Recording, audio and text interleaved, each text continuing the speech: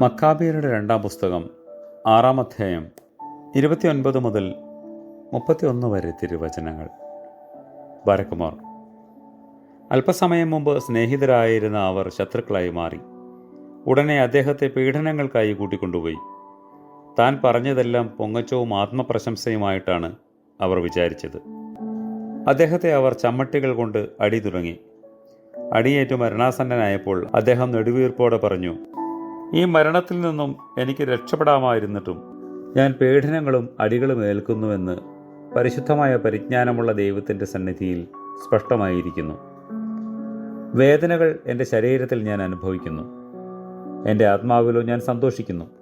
എന്തെന്നാൽ ദൈവത്തിൻ്റെ ന്യായപ്രമാണത്തിനും തൻ്റെ മതത്തിനും വേണ്ടിയാണ് ഇവയെല്ലാം ഞാൻ സഹിക്കുന്നത്. ഈ വാക്കുകളോടെ അദ്ദേഹം ഈ ലോകം വിട്ടു.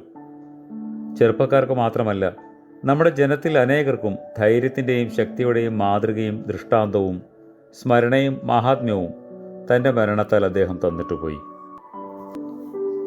കർത്താവേ, ഞങ്ങൾ നിന്റെ സ്ലീബായിൽ അഭയപ്പെടുന്നതുകൊണ്ട് നിന്റെ കരുണ ഞങ്ങളുടെ മുമ്പിൽ വേഗം പ്രത്യക്ഷപ്പെടണമേ. ആമേൻ.